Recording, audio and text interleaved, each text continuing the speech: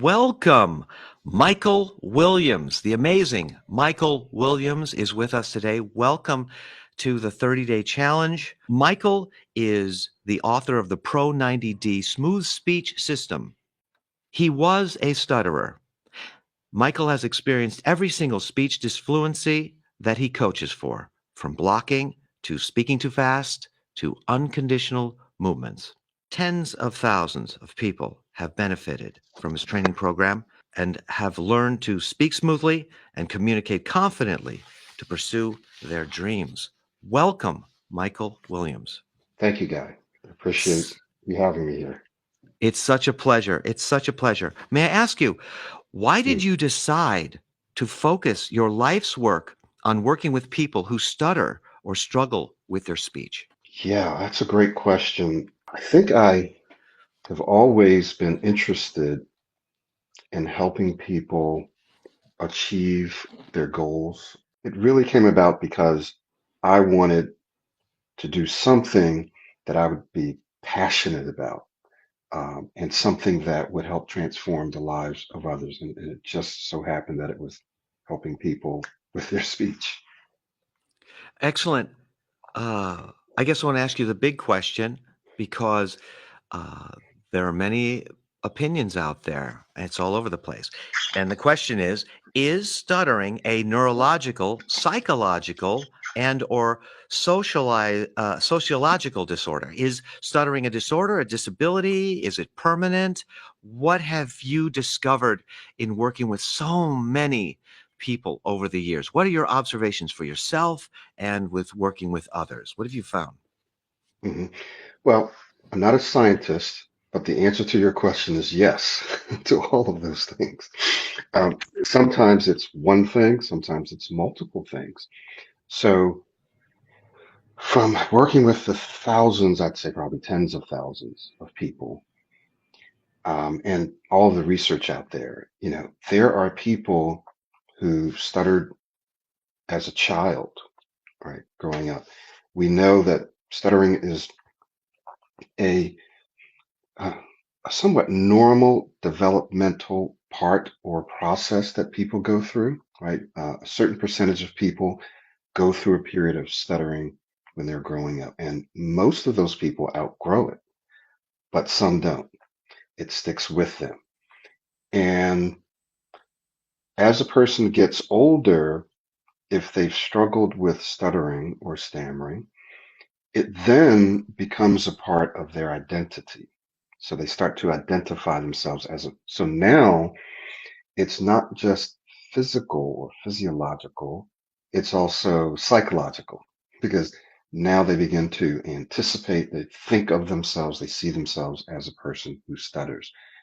Now, to back up a bit, I think a lot of the research would show that for the most part, whether it's social, psychological, hereditary, because there are lots of people where stuttering runs in their family. I've seen this for myself. There are people who picked up stuttering from family members. I've seen this. I've seen people said, I never stuttered until I started to hang out with my uncle.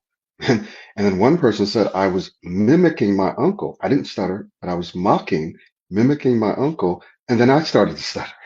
So I've heard all of that. Is it neurological? Well, yes. Basically, everything is neurological. It starts with our brain.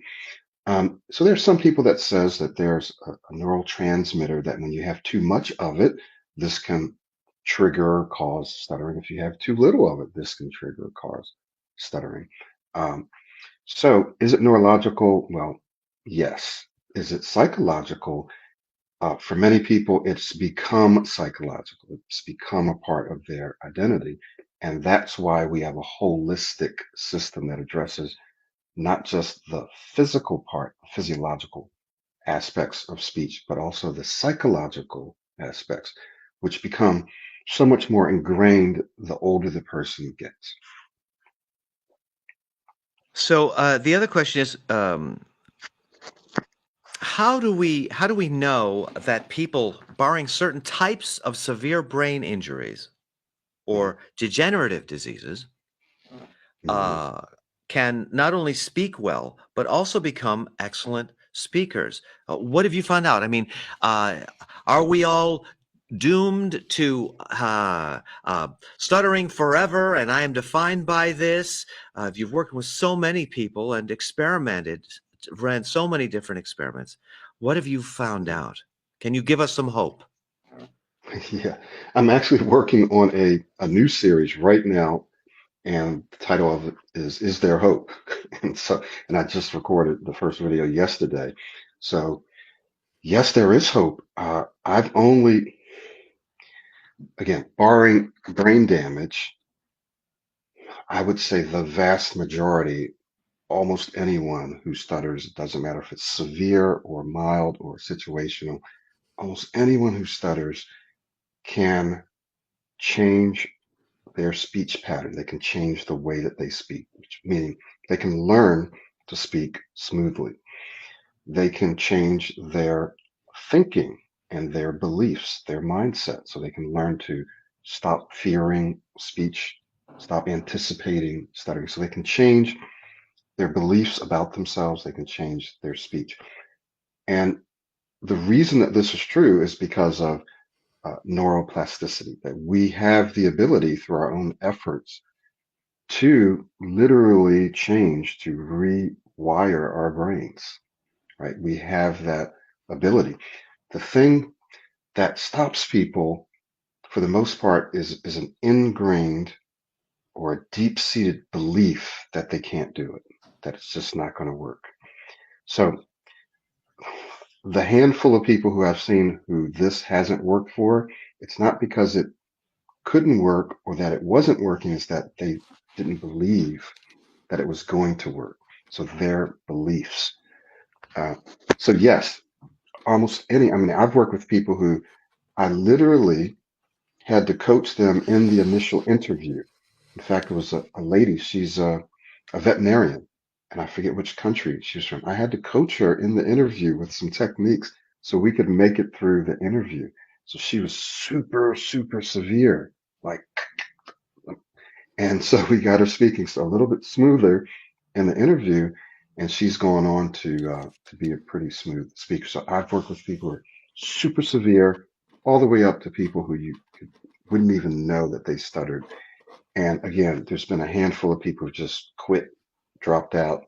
That does happen, but that's only because they just really didn't believe and didn't want to put in the effort, because it takes a lot of effort to change the way you speak and the way you think. I've listened to some speech pathologists talk a very in a very opinionated way, Mm, often saying that uh, you're suffering from a neurological disorder, which is what isn't neurological. First of all, what is stage fright is a neurological experience. Positive thinking is a neurological. So it really doesn't describe much.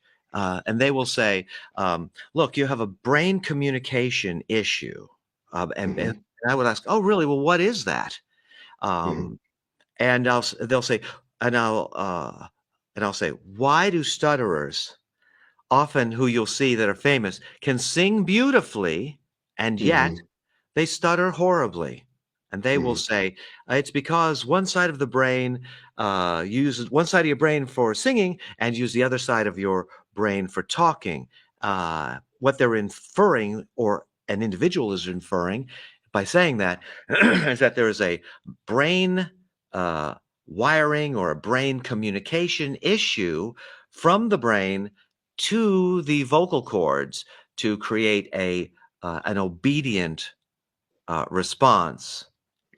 And so that errs on the side of, hey, stuttering is a permanent disability. You have a disability. Yet in the face of that, millions of stutterers outgrow or walk away from stuttering every year. Not just hmm walking away like from a spontaneous remission standpoint, but they're hmm describing their process.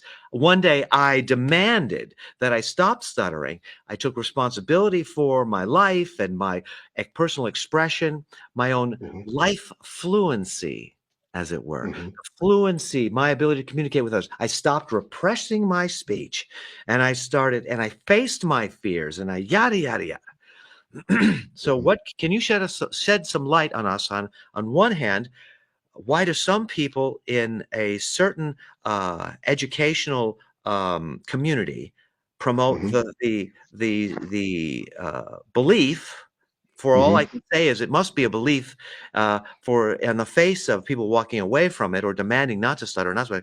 So how do you explain how we have what really is going on when we have Hmm. a group of educators who say that you have a permanent disability, and then we have, on the other hand, millions of people walking away? And I'll hear famous people who say they stuttered horribly, Bruce Willis and Ed Sheeran and all these people. And one day, and they describe their process, often on their own, they found Hmm. a way out. They've moved into their expression. Can you shed some Yeah. light on what are your thoughts on that? Well, so traditional speech therapists and traditional speech therapy have a belief, if you will, that they've been taught. So it's an educational belief, an educational slant that says this is why people stutter. Stuttering is just one speech disorder, if you want to call it that, right? And they say, well, this is what happens and this is why it happens. And I've had many, many clients who've gone to speech therapists who, I'm not talking bad about speech therapists because I often Mhm. refer children and so forth, but they'll say, my speech therapist told me you'll never be a great speaker. You're just kind of stuck with this. That's what they said. Okay. And so we can just help you, maybe get up to the place where you can say your name and where you can, but don't try to go out and become a public speaker. So this is what they were taught. Well, I started with the premise because I kind of stumbled upon this. I said, wait a minute. I started my whole life, and all of a sudden, when I model Brian Tracy or Charles Stanley, that is, when I pretend to be someone else or speak differently, I'm 100% fluent. Not only that, I speak very well. So how is that possible? And so as I began to go further and deeper into modeling, and then I began to research observational learning and habit formation and skill development, I said, guess what? Yes, this might be permanent, right? This might be something hereditary. It might be something that's, and probably is neurological, but that doesn't matter. Right? Even people who've had strokes have been able to do what I call in my video, recruit other areas of the brain to help them to speak well. They've been able to grow new uh, n- neuronal connections and stuff. So I said, hey, guess what? Whether this is permanent or not, doesn't matter what the source is or what the cause is. None of that really matters. The only thing that matters is that we have the ability to change our brains, right? Our brains have the ability to recruit other areas of our brain, to recruit, meaning to come in and say, hey, we have this problem with fluency. We need you to come in and help us with this, right? We need this part of the brain to come over and help us so that we can speak more fluently. So going and operating off of that premise that through our own actions and through our own thoughts, we could develop a new pattern because speaking is a pattern. It's an action. It's a behavior, something that we do. It also involves our thoughts. We can develop a new pattern of speaking and we can develop a new pattern of thinking. So based off of that, I was able to create the system and it gives people hope because it doesn't matter what the source is. It doesn't matter if it's a disability or a disorder. You can still replace it with excellent speech and with confident, calm thinking. Excellent. So origin is irrelevant. Exactly. I have spoken to many stutterers, and it's all over the place. It, how long have you been stuttering? 18 years. Uh, what is the origin? My parents fought when I was a child. When I was 3, they Mm-hmm. were getting divorced and they fought. Another says, my father told me to shut up. Another one says, My mother told me that I had a very unattractive voice. Uh, so a fright, uh, Hmm. an illness, Hmm. a, s- a s- a- an outside force, parents, so and so's belief systems, origins, beginning. So we talk about neuroplasticity. We talk Hmm. about neuroplasticity as a remapping. It sounds fancy, but isn't it actually like, aren't we working our neuroplasticity when we learn how to dance or to Hmm. sing or to drive a car? Are we going from perhaps from absolute ignorance to learning a new skill? What are your thoughts? Absolutely. Essentially, we're we're doing two things. So what Pro90D does is it looks at speech like a habit, a pattern, and a skill. Why do you think there are so many schools and classes and workshops for public speaking to learn to communicate better? Because communicating well is a skill. It's a learnable habit. It's something that you can learn how to do better. It's also a habit. We have certain patterns, ways of speaking, speaking too fast or mumbling, whatever. And so if you look at it like that, wow, I can create through the natural process of neuroplasticity, I can create a new pattern, a new way of speaking. And on top of that, I can enhance the way that I speak because it's a skill. I can learn to articulate. Technically, it's enunciate. I can enunciate better. I like to use the word articulate. I can articulate. I can have better body language. I can learn to modulate my voice, inflect. I can learn I can learn to change the cadence of my speech. I like to call it rhythm, right? So that I can speak more dynamically. So all these things are learnable skills. And what we do in Pro 90D, and this may be something that you ask me later, but is we shift the focus away from how do I stop stuttering, how do avoid blocking, to how can I speak well? How can I speak smooth? How can I become an excellent speaker? So by shifting the focus away, we no longer really concerned or worried about the source. We're no longer worried about stuttering, blocking, treating it. No, we just simply focus on how we want to speak, and we um, do all the things necessary to speak that way. This is outstanding. So speech becomes a skill.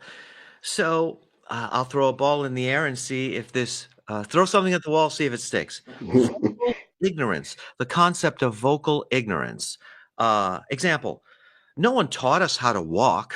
We we rolled around on the bed as children. We crawled around on the floor and we tried to get up and we fell down. We invented it. We invented it. What about speech? No one taught us how to talk.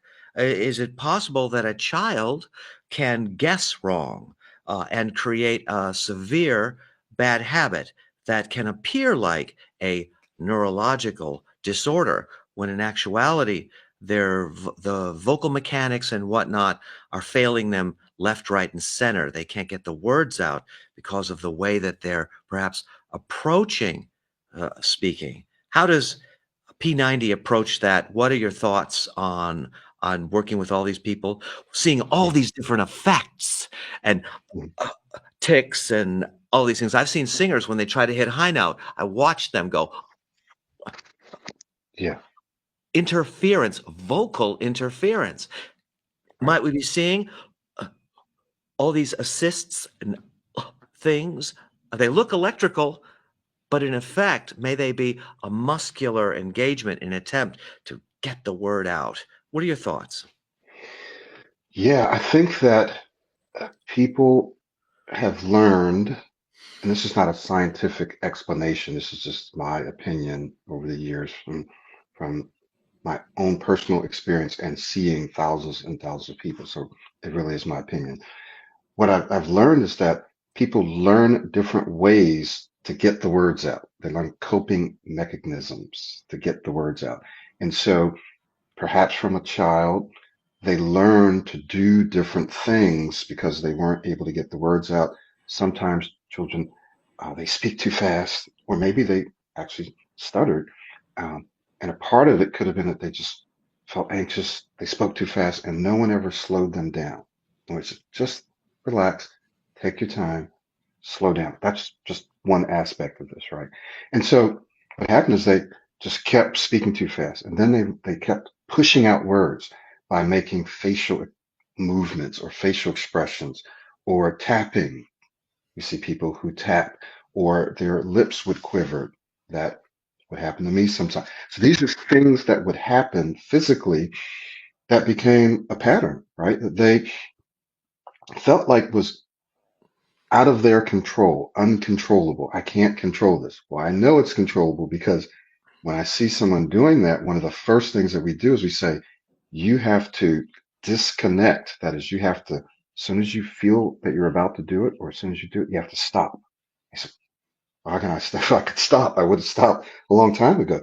No, not, once you know that you can, like, stop, that you can stop doing that, right, with your own thoughts and your own intention. Okay, I'm not going to push this word out.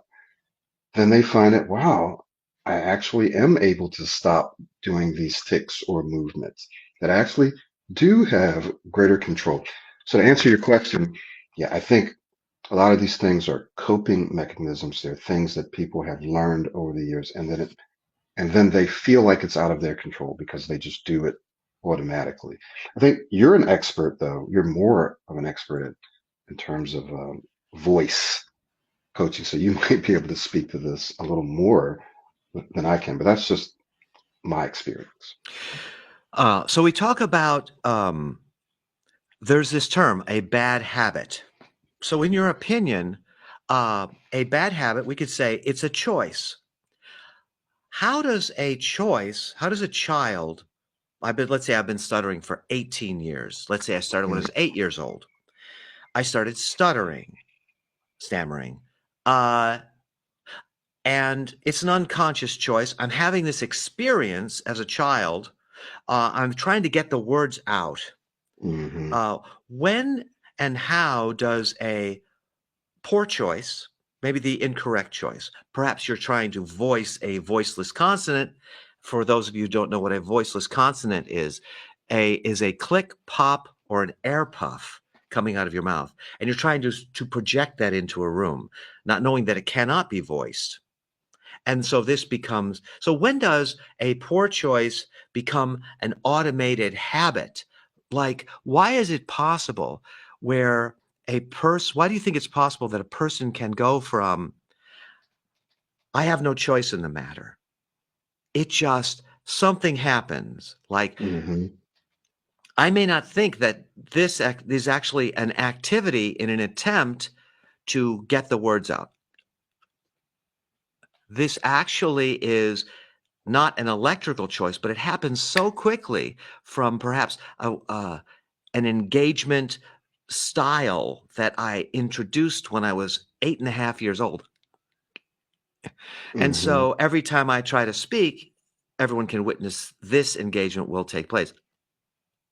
So, what are your hmm thoughts on ingrainment, habits, the automaticness of things, and can they be altered? Can they be changed? So one thing that I want to make clear is I'm not saying that the stuttering didn't start as something that it started as a habit. So for sure, when children are growing up, again, we've said that it can be a part of the developmental process. They didn't choose to not be able to get the words, because I can remember back in second grade, I just couldn't get the words out. It wasn't Mhm. a habit that I developed. It just happened to me, right? Now, in saying that though, you reach a point, or you reach a stage where you do what you just said. You start to do different things to get the words out. And those, while they may be unconscious, those are habits, like pushing out words, doing certain things with our mouth and face. Those are, so the source of it, that like whatever's happening neurological wasn't It wasn't a choice, right? But what we do to get the words out, that is a choice. And so it doesn't mean that the person who's struggling with this chose to do it. I chose to stutter. But what we are saying is that some of the facial expressions and tics are things that we can stop, we can change. And not only that, we can overwrite, we can create a new habit or a new pattern so that we actually don't stutter anymore, right? So I just wanted to make sure that was clear from my side based on your question. I Sure, didn't want sure, people to sure. I complete to your watch statement. this I'm and sorry. think, I'm yeah, sorry. I didn't want people to watch this and go, well, Michael Williams is saying that it was a choice that I chose as a kid to stutter. No, I'm not saying that. But some of the facial expressions and other things that people do, that maybe you didn't choose to do it at the time, but you can choose to stop those things now. Excellent. So I guess what to clarify, I didn't want to leave the Mm, impression that I'm saying that a child chooses to stutter. What I'm inferring is that we attempt to engage in an activity, mm-hmm, be it dancing, speech, singing, whatever it is, swinging a golf club. We attempt an activity. I'm on the golf course. I want to hit that ball up there. mm-hmm, So that's my intention. I want to get this ball, let's say golf, up to into the flag down there that's 200 yards away. I want to get it there. So the objective is to do something. And my point mm-hmm, being that we're trying in mm-hmm, innocence. A child is trying to get the words out, and the words aren't mm-hmm, coming out. What mm-hmm. I'm Right. inferring is that what can appear to a anyone on the street as an electrical brain to Mm-hmm, nerves to musculature engagement as mm-hmm. something that is out of the person's control from the standpoint of if it's a if something becomes habituated, Right. whether it's so Right. the point is, does this have to happen? You Right. yourself said, I observed some version of a secondary occurring, and I chose for it not to happen anymore. I asked the Mm-hmm, question, you probably mm-hmm. did, is this required? Or am Right. I trying, is this the best guess of a 9-year-old child trying to get a word out? And Exactly. which I've never changed. So people, I want to make it very Yeah. clear. I'm talking Yeah. about I'm talking about a desire for an outcome getting Mm-hmm. not occurring, and we're just struggling to get it out. And so many of Right. these things that we see people do, all these tics and things, these what are Mm-hmm. referred to as secondaries, are actually embodied Mm-hmm. habits Yes. that would bring people a lot of hope if you agree with me on that in Yeah. your I do. observation. Now, again, Mm-hmm. barring brain damage, I had a stroke, a blood clot to the brain. That's a wiring communication issue. But Mm-hmm. what I would like to convey to people is that we can engage in our objective from youth, Mm-hmm. being under tremendous anxiety, and trying to get my words out that I Mm-hmm. experience this jam. And so they come to work with you, and all of a sudden you bring to their awareness, "Hey, are you seeing what's happening here? Mm-hmm. Is that required, or is that a habit?" And the Mm-hmm. question is, and can we drop it if it's Yes. not supporting us? So please shed some Exactly. light on hopefulness in the area of Yeah. learning new skills. You Because know, there's the confusion there. There's a confusion of what's doable and what isn't. I can't really articulate it any better than what you just did. so, so I agree with you wholeheartedly, 100%. I mean, you described it uh, perfectly. That yes, it is something that more than likely has been brought forward that has become a habit. And when something is habituated, when it becomes a habit, it becomes automatic. So Mhm. you don't think about it anymore. It just happens. So it feels like it's out of your control. But the truth is, by becoming aware, you use that word, awareness, bringing it to their awareness, they become aware of what they're doing um, while they're doing it. And then often even before they do it, they become aware. And out of that awareness, they're now able to choose a different behavior, a new behavior, a better, more supportive behavior. Wow. That is absolutely true. I mean, I've done it, I do it, and I've seen people do. Now, I'm not saying 100% of people who started it, this is the case. I can't say that. What I can say is of the tens of thousands and thousands of thousands of people that I've worked with, this is true. This is true. Hmm. And even you can do your own research. People who've had strokes, why do you think they go to speech therapists? Why do you think many of them recover? Because through training and repatterning, the person can learn to speak well through neurogenesis, through neuroplasticity, by recruiting other areas of the brain that aren't damaged. Even they can learn to speak smoothly. So even with damage. So let me get this straight, because this is a lightning bolt, people.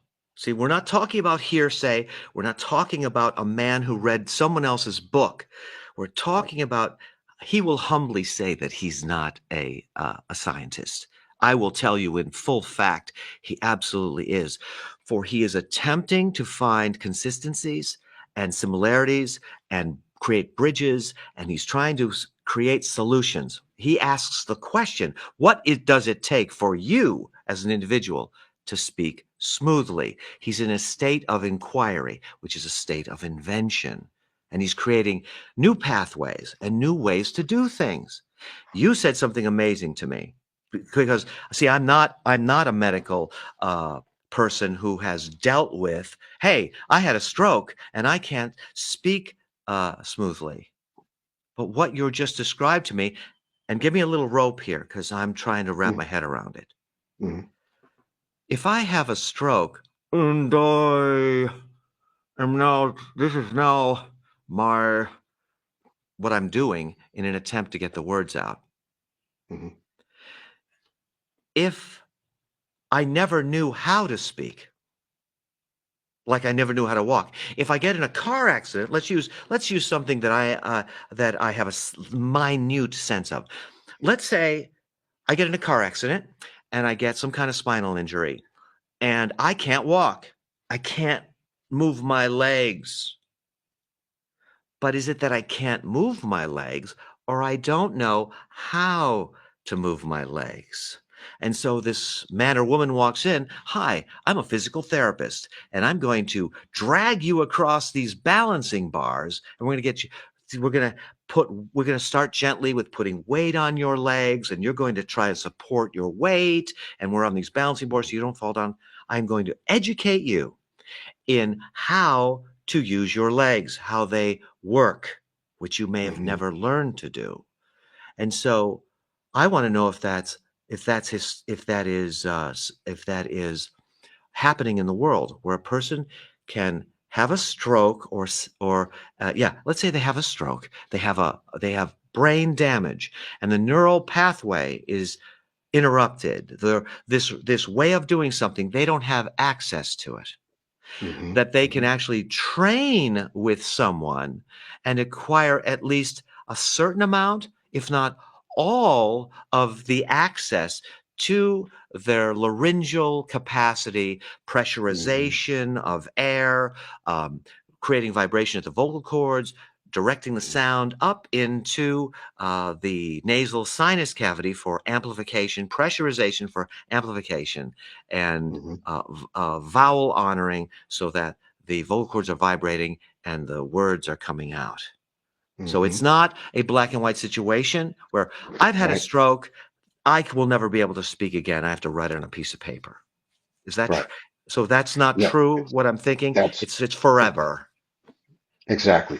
I'm pretty sure that there are some people who have strokes and they never regain the capacity to speak well, or they never regain full use of one side of their body. Of course, that happens, right? If the damage is so severe to those areas of their brain. But for many people who have strokes, we know that, okay, so the blood flow was cut off to these areas of the brain, which caused them to not be able to speak and so forth. But through therapy, they're able to regenerate those neuronal connections. They're able to relearn how to speak, and or the brain will, it's a word called recruitment, it will go out and recruit other areas to help it. So if an area is so damaged that simply isn't working anymore, the brain is able to say, I'm going to go to this area, and while usually we don't use you to speak, we're going to recruit you, bring you in to help us to speak. And so people who've had strokes or other brain injuries are able to recover and often speak very well. And this is almost the norm, if you will. And so, based on that, a person who stutters, yes, again, it doesn't matter if there's something wrong neurologically, our brains are capable of recruiting, our brains are capable of creating new neural pathways, new networks to help us speak well. This is very exciting. I'm all about bringing hope to people because I want people to become leaders and I want them to think for themselves, to think outside of the box. Uh, Mm-hmm. Unfortunately, many people, I must speak plainly, who I've spoken to, who have met with the expert, someone who has a degree hanging on their wall, who said to them when they were children, when they were 6, and to their parents or whatever, you are defined by your stutter. You will never speak smoothly. Your Mm-hmm. best bet is to just simply embrace the fact that you will be engaged in this activity for the rest of your life. And I Mm-hmm. want people to know, uh, have you experienced, is there hope? Have you experienced and seen that does not hold up to the light of day, even though it may be a possibility in the rare case, but speaking for the majority, we don't need to be so Mm-hmm. cautionary that we must honor the reality of a very small percentage of stutterers Right. who will Right. never attain smooth speech. We must speak for those who are stuttering, who wish to break free of this. Yeah. What is your experience, Ben, in the face of that? How many people work with you who are just amazingly, astoundingly blocked? And are you able to guide them across the bridge to a new reality? Can you share some light on that, please? Yeah. So a lot of this starts with hope, right? Which is what you're bringing to people. Again, I'm doing a series on this very thing, and it really starts with the hope that it's possible that I can not only not stutter, but I can speak well. Once a person has hope, there's an area of our brain called the reticular cortex, the reticular activating system, if you will. It's kind of like its antennas go up and says, so if you have the hope that you can speak well, our reticular cortex then begins to look for it, begins to actually see and filter in all the resources that we need to help us to speak well. And and so you start to actually believe, to have the confidence that, wow, I can do something about this.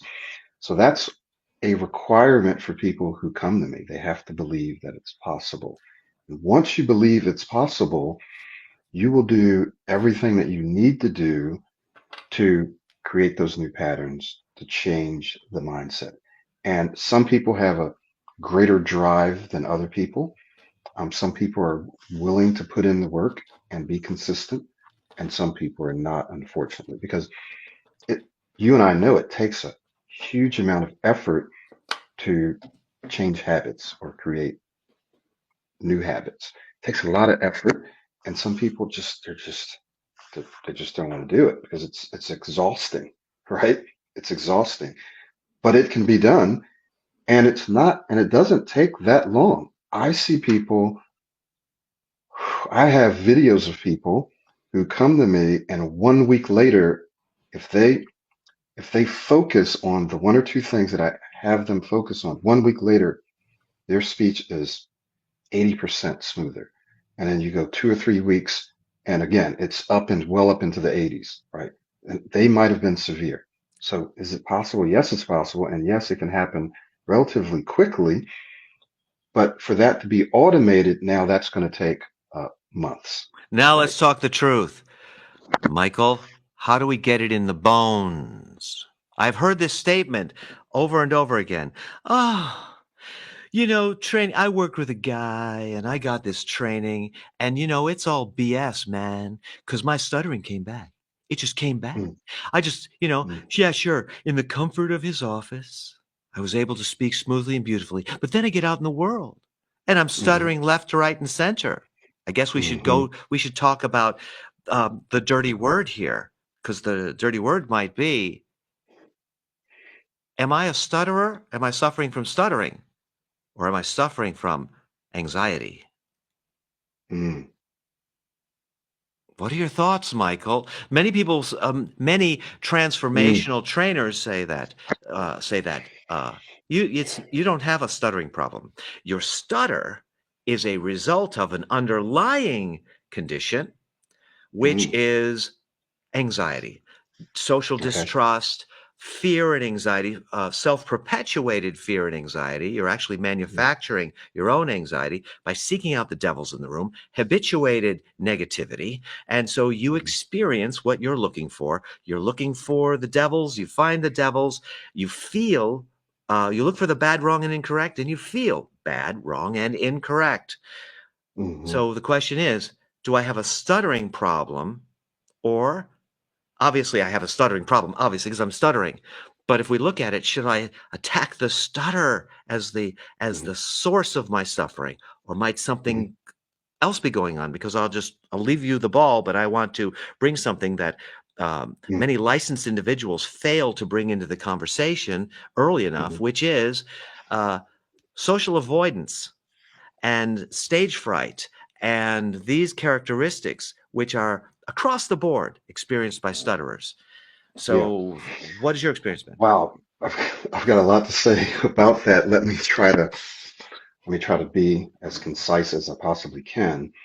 So I have worked with people, and you probably have too, where they didn't stutter when they were very, very young, maybe, or maybe they did, but they had an experience, maybe in class, where they were so anxious, so nervous that they started to stutter. And ever since that experience, every time they got up in front of class, every time they had to do public speaking, they stuttered. And then they began to identify themselves as a person who stuttered.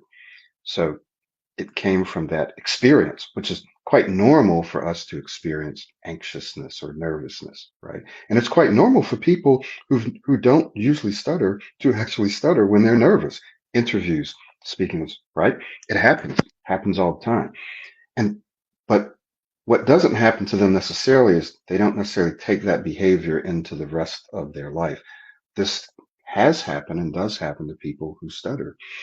So yeah, yeah, sometimes it can be an experience that triggered stuttering and then it became a part of their identity.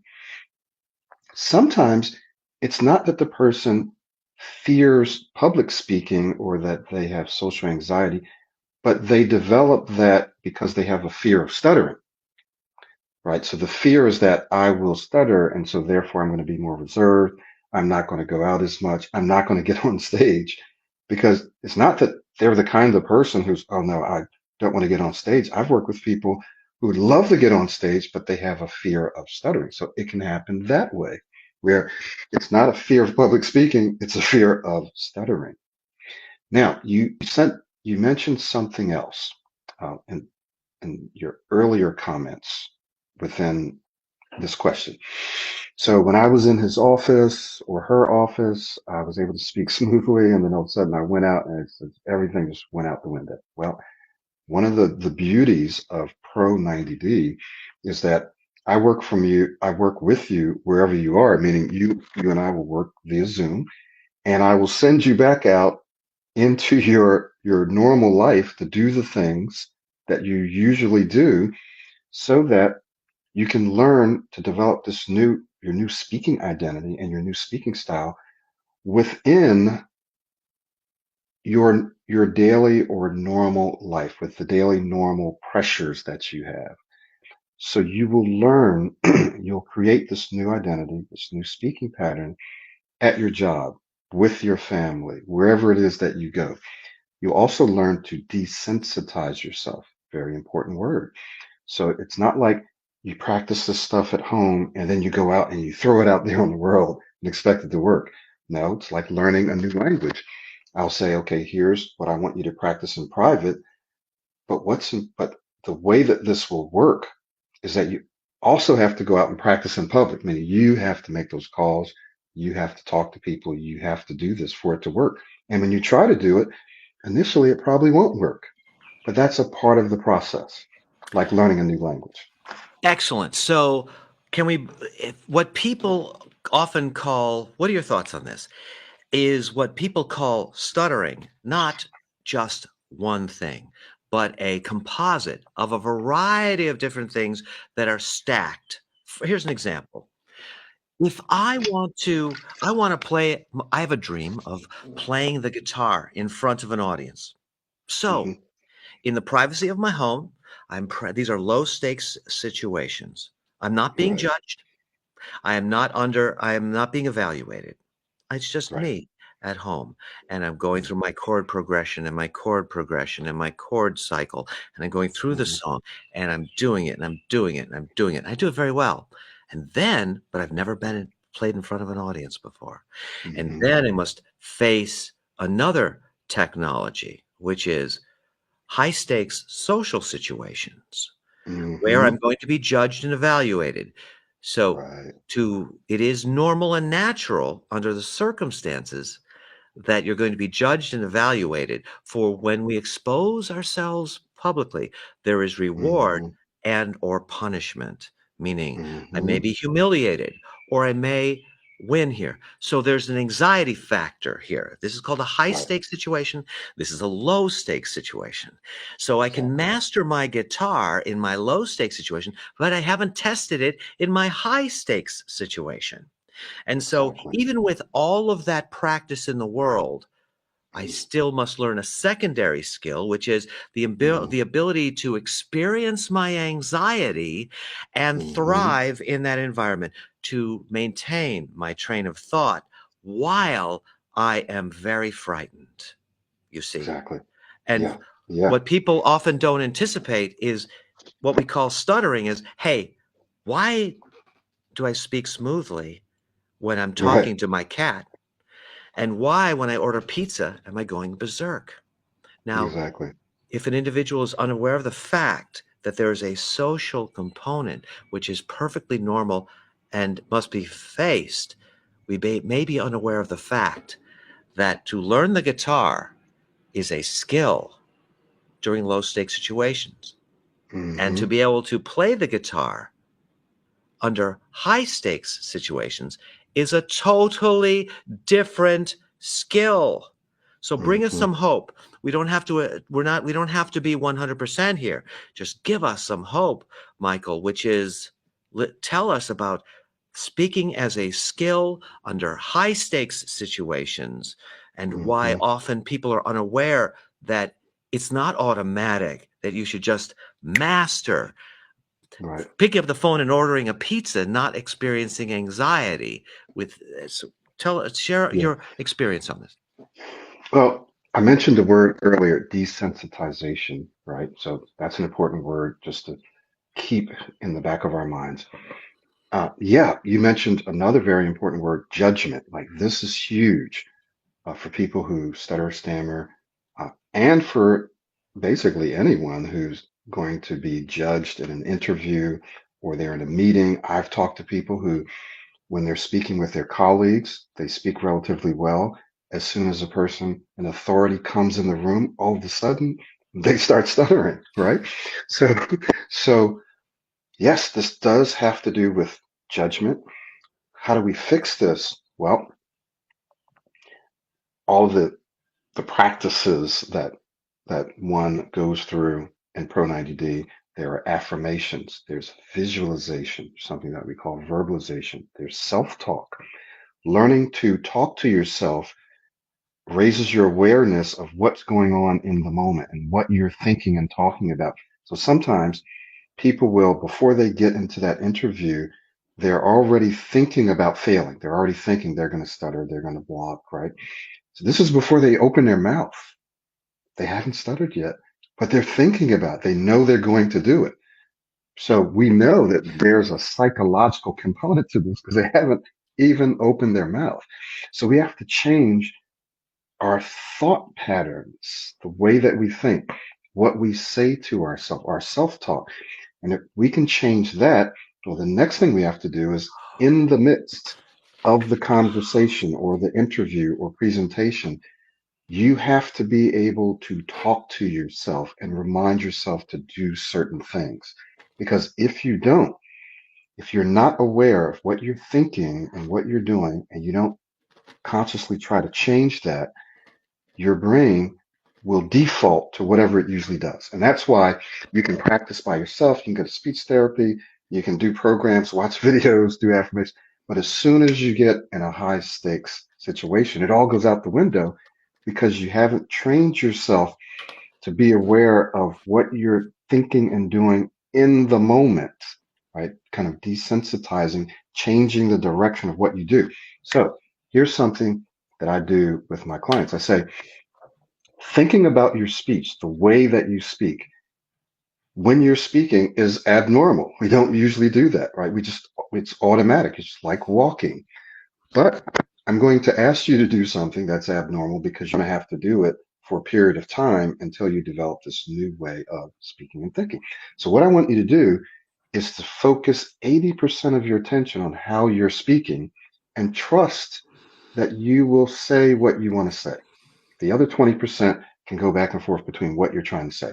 And I watched a guy do this just the other day. I said, okay, he was speaking choppy. And I said, focus 80% of your attention on extending and blending your words, extending and blending, and trust that you're going to be able to tell me whatever you want to tell. And as soon as he did that, it was like magic, right? So this is not normal, but he focused his attention on how he was speaking and he spoke perfectly smoothly.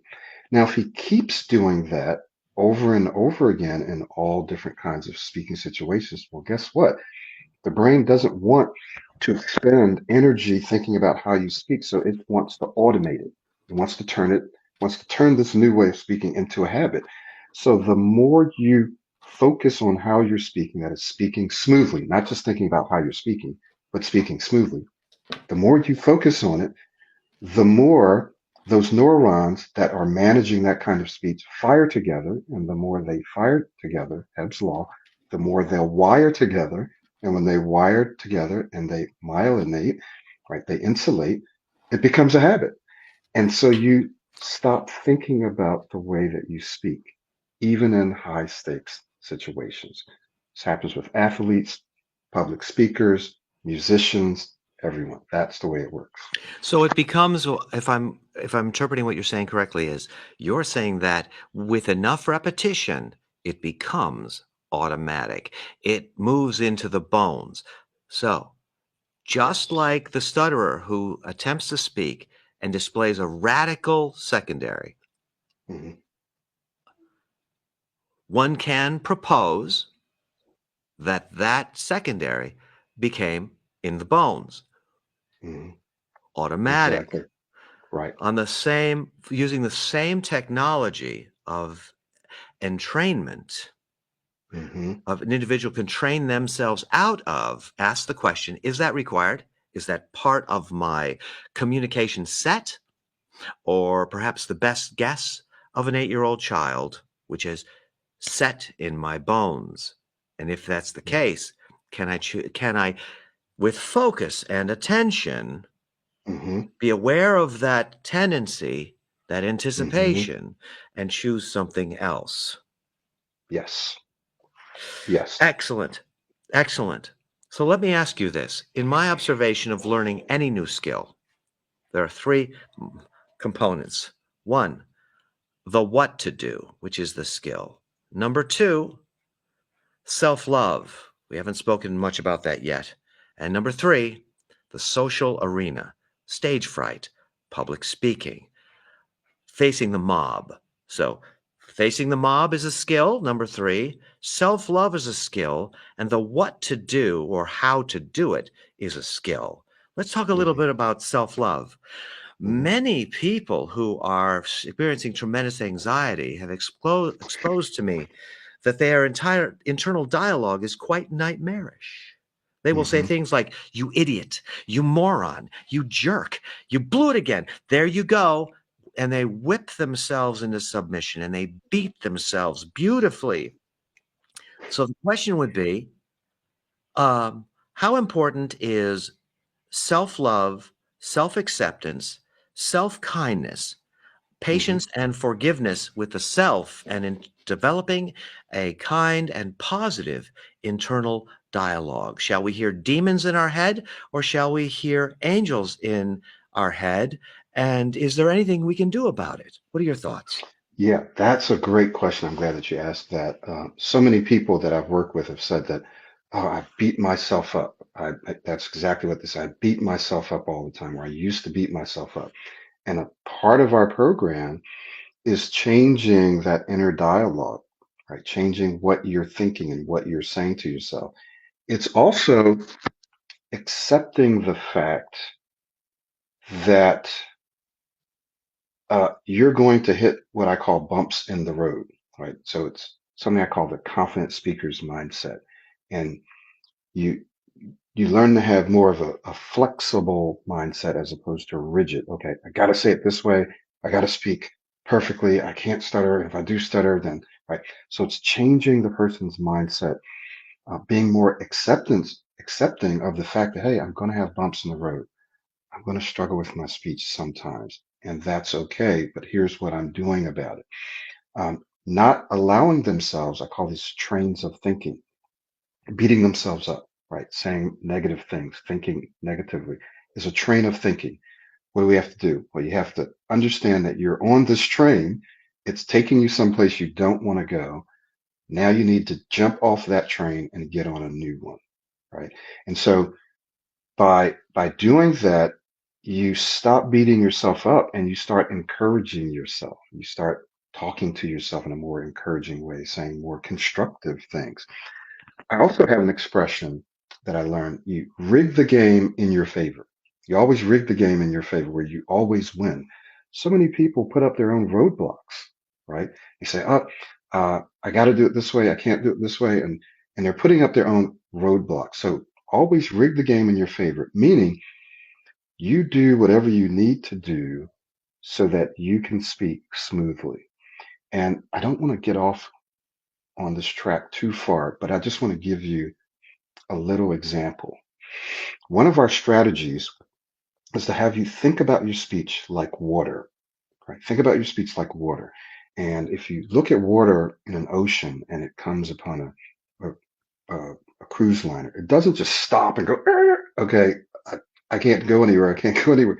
No, it goes around, it goes over, it goes under, right? It keeps moving. So one of our strategies is using transition words, using introductory words.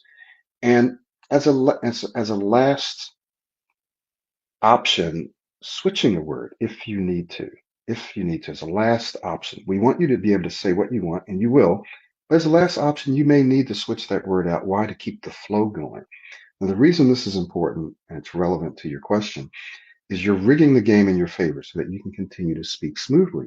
Because the more you experience yourself speaking smoothly, the more you'll continue to speak smoothly. And if that means using an and or a transition word, or switching a word every now and then so that you can speak smoothly, then that's what you need to do.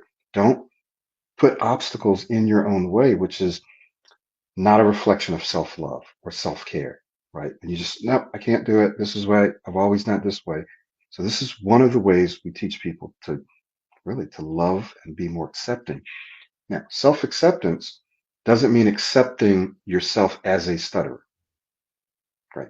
I can accept myself and I can still say, guess what? I'm going to demand more of myself. I believe that I can become an excellent speaker, even though right now I stutter or I block or whatever it is. So we can accept ourselves as we are and at the same time focus on the changes that we'd like to make. So That's all that I'll say about that. I hope I kind of addressed your question. You did. I guess maybe just to clarify, I just want to zoom right in very specifically. Please. Yeah, The yeah. topic of negative self-talk. If my Hmm. internal dialogue is highly negative, which is in my bones because I train myself without thinking about it, without choosing for myself, I automatically go into, you idiot, you moron. Exactly. What's wrong with this? What's wrong with that? What's wrong with the other thing? If Right. negative self talk breeds anxiety, can you give us some examples of how you might deal with someone's the habituated negative internal dialogue to get them to flip that and start getting on their side uh, with perhaps affirmations, or what technologies do you use to get someone to hopefully begin being a positive self-talk person, self-loving and on their become loving and on their side, get the monkey off their back of their own Hmm. self-criticism. Give us Hmm. some examples of affirmations or internal Hmm. dialogue exercises. What do you do to help us break this habit? Good. Couple things come to mind. In our daily blueprint of activities, daily routine, one of the first things that we have people do is select three affirmations that they're going to memorize. And every morning, as they're waking up or before they leave their bathroom, we want to anchor this habit of saying affirmations to something that they always do. You're always going to wake up. You're always going to go to the bathroom unless you die, right? You're going to do. So we anchor it to a specific time. You select at least three affirmations, and I'll tell you what some of them are. And you can use I or you can use you. Some we found that using you when you're talking to yourself feels more authoritative, but you can also use I. So we have a series of affirmations. Some of them are I'm an excellent speaker. I'm an amazing speaker. People love to speak with me. People love hearing me speak. I'm a genius at speaking, right?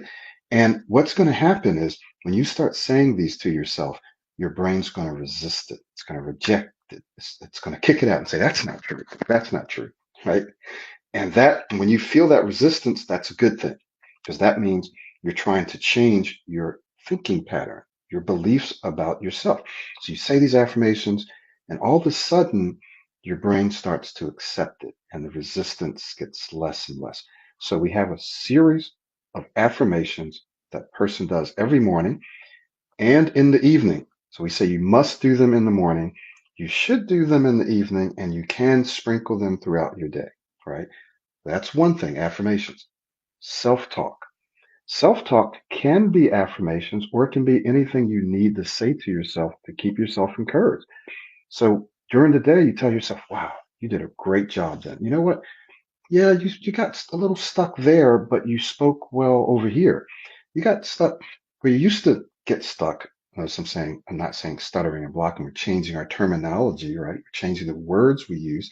Well, you used to get stuck for 10 minutes, the whole 10 minutes. But this time you got stuck for 8, but you spoke well for 2 minutes, right? So that's like the glass half full, half empty. So you start talking to yourself, encouraging yourself. Hey, listen, just relax. Take your time. You don't have to rush. You don't have to. It doesn't matter what they think or say. Just take your time. These are, this is self-talk. So different than affirmations, right? Affirmations, those are structured statements that you make, but they're still affirmational. They're affirmational, they're encouraging, and you talk to yourself throughout the day. What are we doing? Well, you're replacing what you usually do, which is just let that train of negative thinking just take you away. Oh, shoot, I did it again. Right. So we have self talk, affirmations. We have, I could say visualization, but let's just talk about verbalization. This is a new technique that I kind of developed.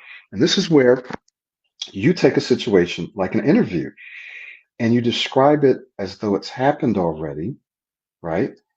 And or you can describe it as though it's happening now in the way that you want. And the reason that it's a little different is because it combines visualization, it combines self-talk and affirmations. So you might say, wow, I had an interview today and I was very relaxed. And I was a little anxious. I was a little nervous at first, but I was able to relax myself out.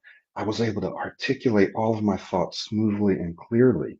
The interviewer was nodding and smiling. Oh my God, I felt great. This was a wonderful interview. It went super well. That's a verbalization. You're saying it, you're describing it in detail, you're using positive words, constructive words. So as you start to speak it, you're also hearing it, you're also starting to visualize it, and you also start to feel it.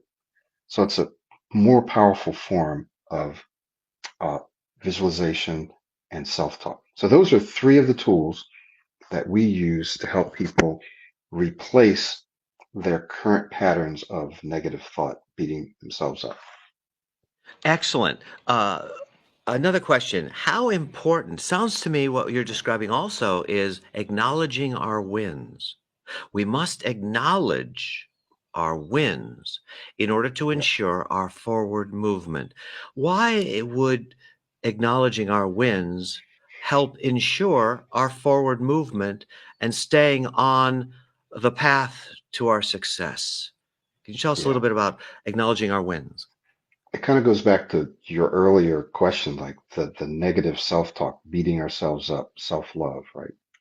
Uh, Often we don't see the traction that we're gaining. We don't see our successes. We don't acknowledge them and we don't celebrate them. We only see the fact that we're still struggling. Right? And so that's discouraging. It pulls us back. It causes us to lose traction and slide back and say, oh, see, I knew this wouldn't work. This is not working, right? We also have the placebo effect where it worked for a while and then all of a sudden it seemingly stops working. So then you get discouraged. So it's very important to acknowledge, I say, set your expectations to one. That means look for very, very small incremental improvements. Don't expect large improvements. Don't expect them fast. You may get them, but look for very, very, very small incremental improvements and celebrate them because they'll give you traction. They'll keep you encouraged. And this goes against what we normally do. So that's why we have to be aware that, hey, this isn't something I would usually do. I need to start looking for, because if you look for it, you will filter in your successes as opposed to filtering in your failures. Right? You look for your successes, no matter how minute they are, and you celebrate it. And the next thing you know, you're getting more success, you're getting more traction, and that traction, the law of accelerating acceleration, it actually starts to grow and it starts accelerating faster and faster. Right? So you got to look for, filter in the successes, no matter how small they are, and celebrate them. Some people actually diary them, right? They write them down, and that they can go back and look and see all of the successes that they actually had, as opposed to allowing ourselves to think about, oh, I'm still blocking, I'm still having this problem. That's not going to help at all. Excellent. Another crucial question is because there are a handful of speech pathologists out there that are presenting this idea, this notion, which I find ridiculous, which is speaking is an automated affair. Speaking is not a skill. Um, Mm, in my opinion, this is absolute nonsense. It's not based on science or vocal law.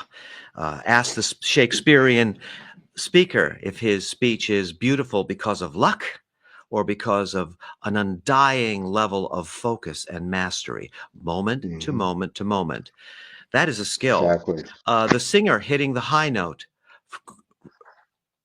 turning the phrase just perfectly, requires tremendous amount of focus, moment to moment.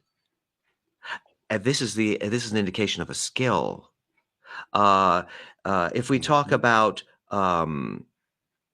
so I have heard stutterers say, you know what? Speaking shouldn't be a skill. It should just be something that I let go and let God. If you give me an idea of how to speak smoothly, and you may say, are you sure? Are you trying to voice that voiceless consonant or are you on the vowel right now in that phrase? That should be enough for me.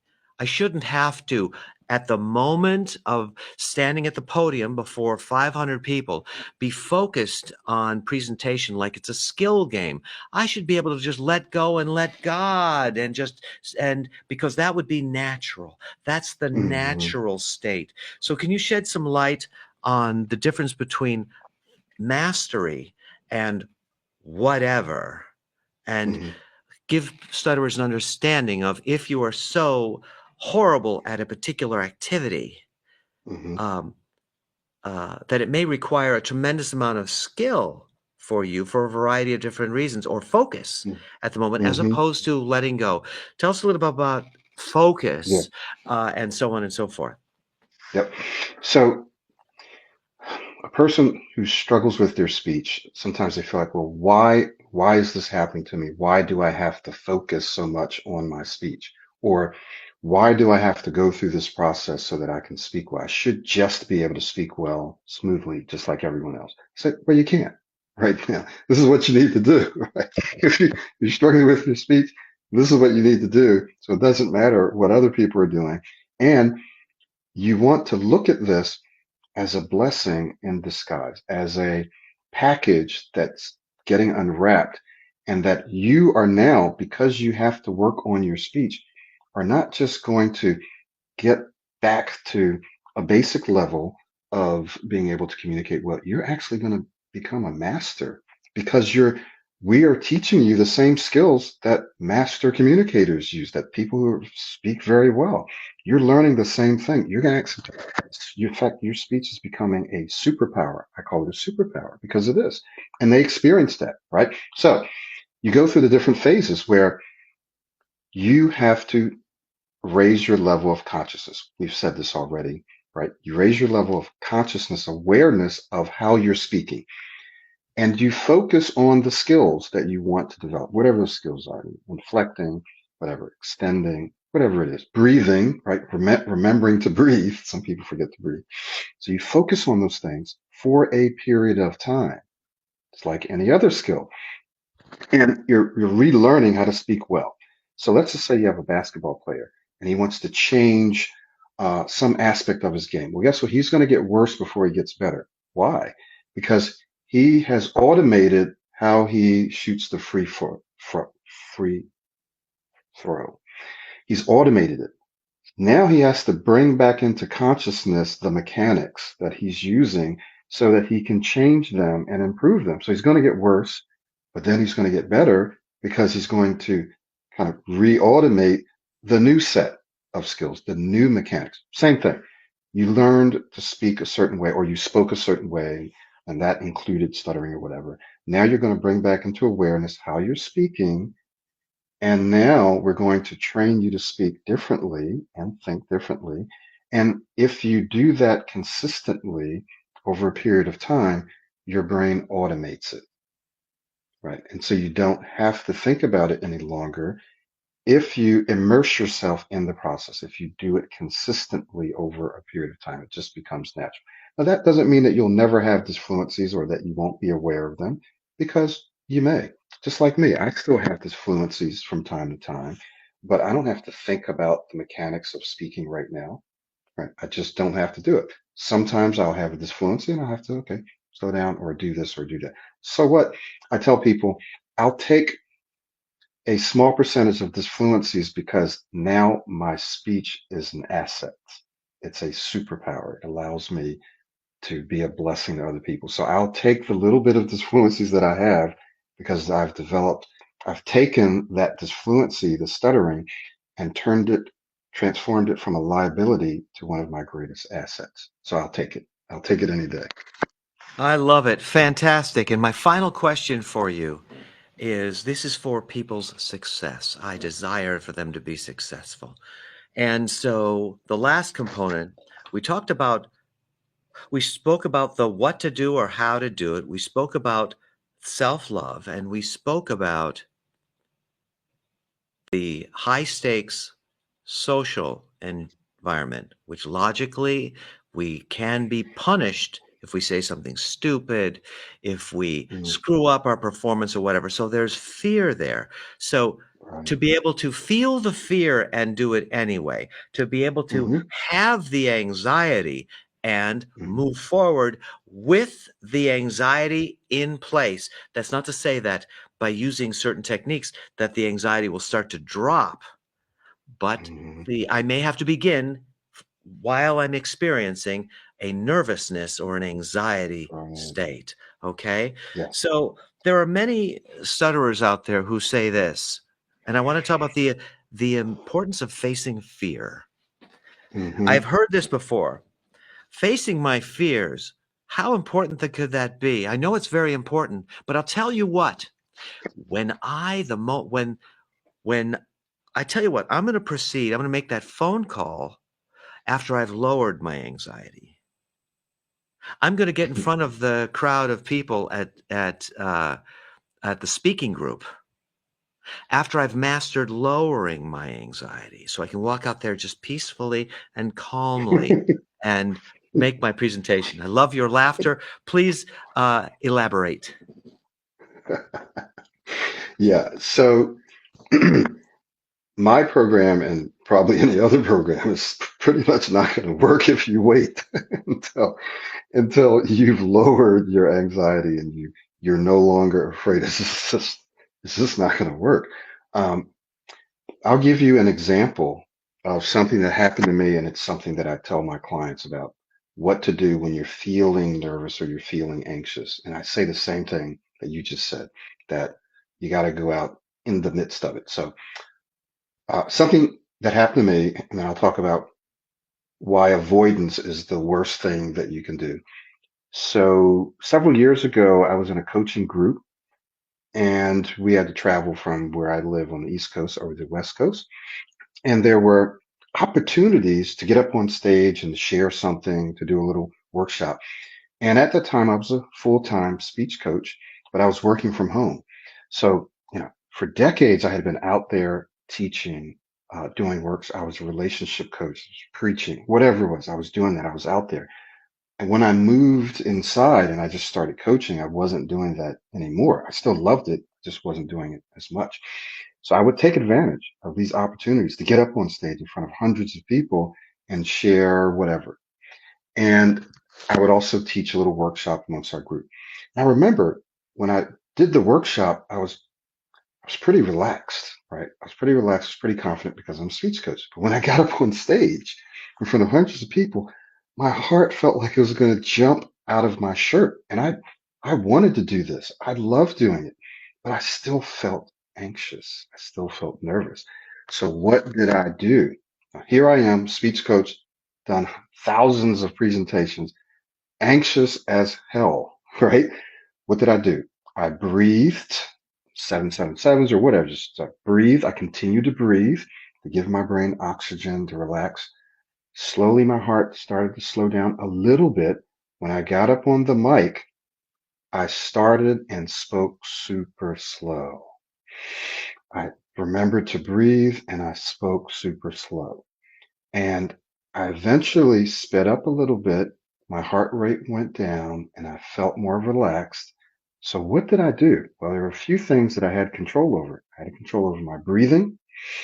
I had control over the rate of speech, like how quickly I was speaking. I had control over my body movement. So I moved, right? I took my time. I had control over what I was thinking. So I did that. And people literally came up to me. They didn't have to. They came and said, man, even though you spoke slowly, oh my God, you just held our attention. You spoke so well. And multiple people did that. So the point is, you can speak well, not just speak, not just not lose control, but you can actually speak very well, even though you feel anxious. There are just certain things that you need to do in order to perform well in the face of pressure. So that's a real life example from me of how you can do that. And then finally, I'll just say that avoidance is the worst thing that you can do. You have to get out there and you have to face your fears and you have to get out and speak to people, different kinds of people, different high stakes, low stakes. But the difference is you want to go out equipped with the tools and the practice. So you don't just keep going out there doing the same thing, having the same negative experiences, right? You go out there with your tools and you Yeah. learn to use the tool when you're actually in the situation because you can practice using the tool at home, but when you go out there, all of a sudden it doesn't work. Well, that's normal, but you still have to do it because if you don't, it won't work. Your fears will grow. Excellent. We'll be wrapping up here very quickly. You've been so generous of your Yeah, time. Just a couple of other questions. sure, What sure. is the number one reason you found as to why people struggle with their speech, and what's been the best solution? Yeah, that's an easy one. And this isn't for everyone, but it's the number one reason that I found. It is speed. I say speed kills. Speed kills in driving and in speech. So the number one thing has been people either speaking too fast because it's a habit or it's cultural or whatever, or they're feeling rushed. Maybe they're not speaking that fast, but they feel rushed. And so therefore they become anxious, become cloudy, they start stuttering, stammering, and so forth. So the number one solution has been helping them to learn to slow down and take their time. Doesn't mean speak super slow the whole time. No, we're not saying that. Like dragging your work, that's not what we teach. But it's teaching them how to slow down. Now, it's easy to tell someone to slow down, but Pro90D gives you the tools, and there are a variety of them to actually help you slow your speech down and feel more relaxed and calm.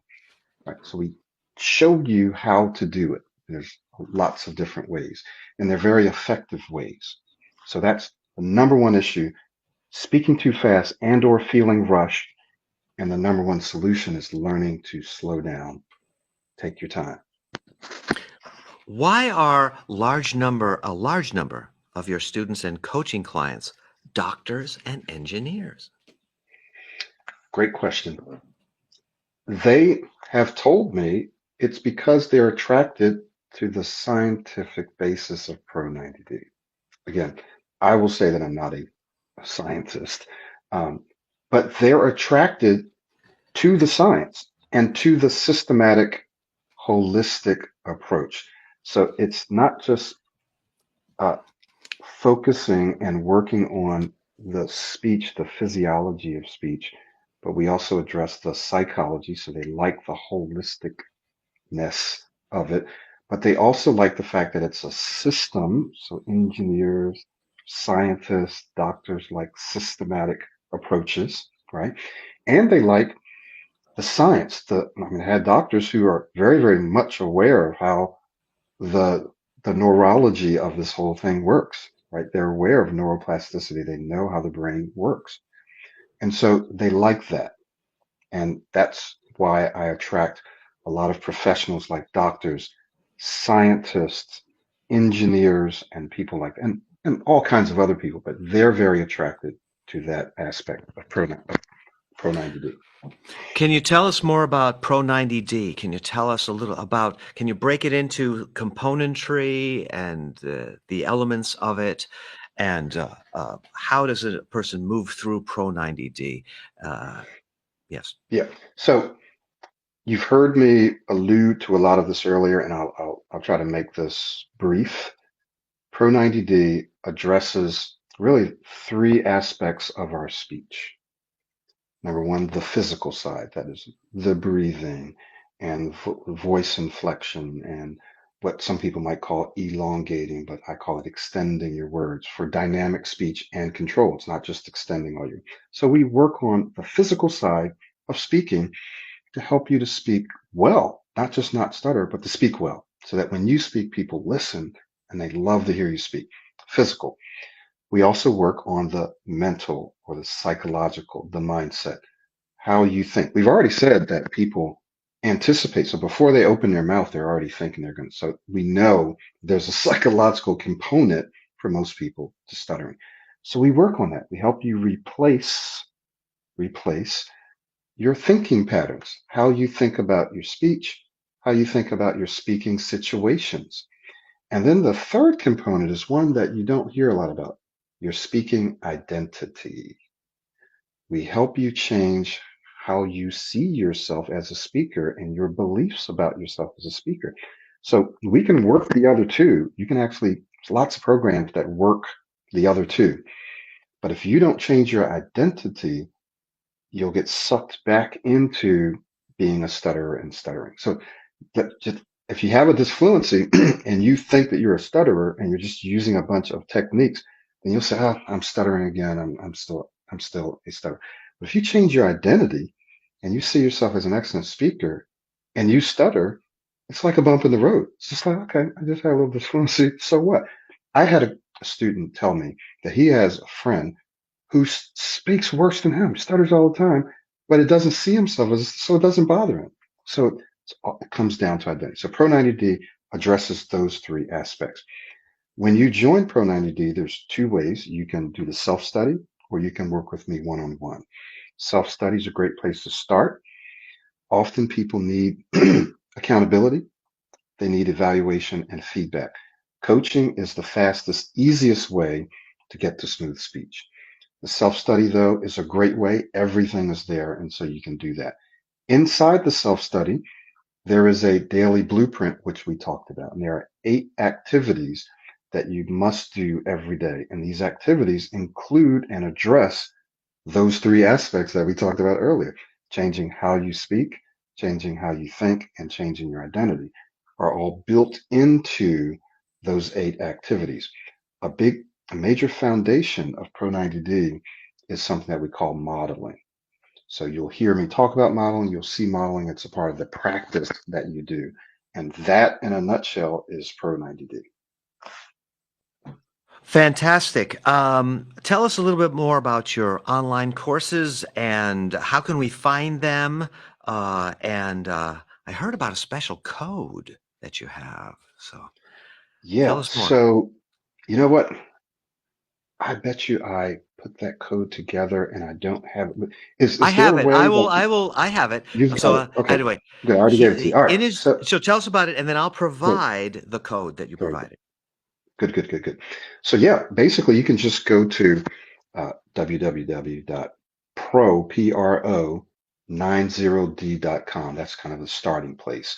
And you go there and you'll have an option to choose self-study or coaching, right?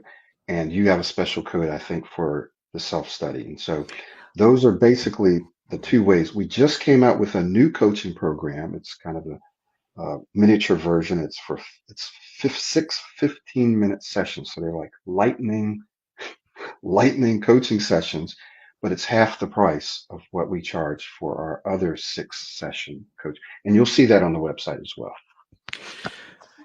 If I commit to you, now, Mhm.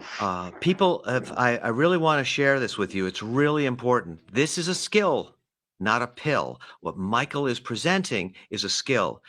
You must think like an Olympic champion. If you want to be a great, or an Olympic, yeah. If you want to do the 90-yard dash, you got to do it, do it, do it, and get better and ask, what else can I give? What else can I give? What else can I give? You must invest of Yes. all of your psyche, your mind, commit to your success fully. If you just are glancing at something and skimming at it, you're going to get what you give. You're going to get what you Exactly. invest into it.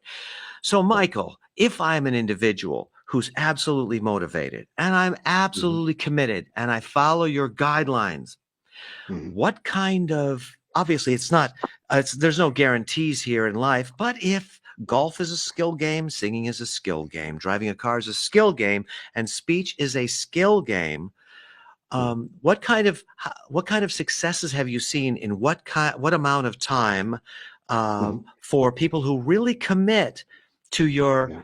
your training and methodologies? What have you seen? Kind of changes and how quickly? So the reason it's called Pro90D is because we work with you and you can expect to see certain kinds of results within 90 days, but that's not the end of it, nor is it the beginning, right? It's just it doesn't start in 90 days, it doesn't end in 90 days. Um, some studies have been done that show that habit formation can take anywhere from 18 days to about 250 some days or so. So about 8 months, 8.5 months, right? It can be shorter and it can be longer. These are just what the studies show. These studies jive with my own experience. They're very consistent with my own experience.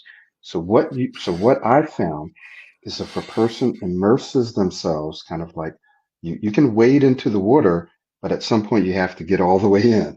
And you can jump in or you can wade in. If you wade in, it'll take a little longer for you to be immersed. If you jump in, you're going to be immediately immersed. So it's up to you. You can do it either way. But if you kind of wade in relatively quickly, with within the first 3 weeks, you're going to see probably an 80% improvement in your speech, depending on where you're starting from. If you're a stutterer, you're going to see like a huge improvement within the first 3 weeks. Some of that you can account for the placebo effect.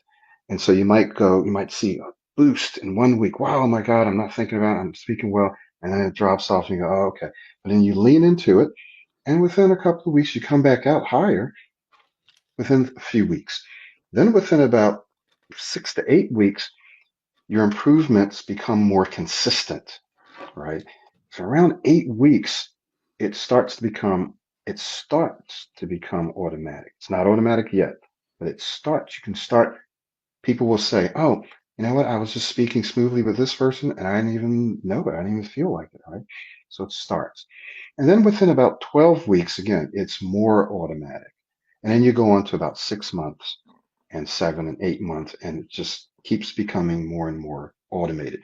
Speaking is a skill, so you can't just do the program and stop. That's why I've always positioned myself in jobs and opportunities where I speak. Because, right, if I stopped speaking, I might slip back because it's a skill that I like doing and that I want to keep up and I want to get better at. So you got to keep that in mind. You can't just go through the program and then just go hide someplace, right?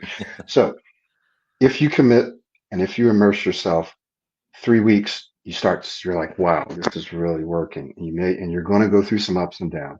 6 to 8 weeks, wow, it's consistent now. 8 to 12 weeks, bam, I can see it. Life is different. Life is very, very different in 8 to 12 weeks for you if you immerse yourself. Thank you so much for that. I have a gift for those of you who would like to proceed with the online course. You will receive with this special code, you'll get a $20 discount off this self-study program, which is 20 off Guy. That's 20 OFFGUY. Michael, how long is that good for? Is that limited? How long can this video is going to be floating around for a while? So, how long is I don't this? think Yeah. I don't think I put an expiration date on it, so it's unlimited. Yeah. Excellent. So, what are your plans going forward Mhm. for Pro90D? Well, great question. Right now, I have a coach in training. It's a guy who's been in the system for a while, self-study. We did some coaching together, and he's now observing me and starting to participate in some of my coaching sessions. And he will, probably start coaching someone in a couple of months. So I'm starting to train coaches. He lives in another part of the world. It takes a special kind of person, and you have to be really committed because people that struggle with this need someone who understands and they're committed, right? They're not going to be not showing up to meetings and so forth. They're not in it for the money. So one thing is we're going to be probably building out our coaching staff. So if that's something that you're interested in, let me know. The other thing is we're going to be, I'd say, creating it's a slightly different brand for people who don't stutter. Because I have lots of clients who don't stutter, but they struggle to communicate smoothly, clearly, and confidently. And when they come to the website, they're like, "Oh, this is just for stutterers." Well, no, it's not. It's a skill, and it works for everyone. So we'll probably be setting up a page for people to go to, so that they don't have to feel like, well, this is just for people who stutter. And so it'll be kind of rebranded, if you will, Pro90D for the professional. We also work with children of a certain age if the parents are there. So we might be expanding that a little bit. Usually they need to be, I don't know, 10, 11, somewhere around that, 8 or 10. So that's what's um, on the horizon for Pro90D, just kind of expanding a little more to reach people who can use the system. I have a guy that works for Apple right now, doesn't stutter, loves the program, tremendous benefits from it. So we need to reach more people like that. Fantastic. How can people get in touch with you? What's the best way for people to reach out and get a hold Mhm. of Michael? The best way is to go to my website, pro90d.com, and there's a little chat bubble. And you hit that chat bubble and leave your email so you can ask a question. You can leave your email and it comes right into my inbox and I have a little tool. And that's the best way to communicate with me, is the chat bubble on my website. Well, I can tell you this has been absolutely inspiring. You are inspiring. Thank you Thank for you. giving people their lives back. I received a comment from an individual. This may have been an accident in his speech, but I found it rather profound. He said to me, Guy, I would like a more fluent life. And that really Interesting. resonates what you just said, because I believe Yeah. that that's what you bring people, a fluent life. Is it about the Yeah. stutter, or is it about our ability to connect with ourselves and to connect with others, to connect with the divine? Is it about connection? And I truly believe that you bring us the gift, you facilitate connection. So thank you for your Thank hard you. work and your innovation, your creativity, your thinking outside the box, and your willingness to invent new methods to for us to assist us in connecting with ourselves and with others. And I guess finally, in closing, I'd like to ask you, Michael, is there anything? Thank you for being a wonderful, generous guest. Anything you'd like to share with us in closing? Yeah, I just want to first of all thank you for reaching out to me. Right, you connected with me in LinkedIn, and you were persistent because people reach out all the time trying to sell you stuff, which is fine. I mean, that's if it's good and it works, then that's what we should do. But thank you for being persistent to make this happen. Thank you for your generosity of time as well, and for being able to really get this out on a larger stage, a bigger stage. So thank you for that. I just want to tell those of you that may be watching this, there is hope. Whether it's through me or through Guy or through someone else, there is hope. Speaking, whether you stutter, it doesn't matter why you stutter, where it came from. It is something that you can replace with something better, right? So it doesn't matter why, it doesn't matter how severe, it doesn't matter how many years, it doesn't matter what you've tried before.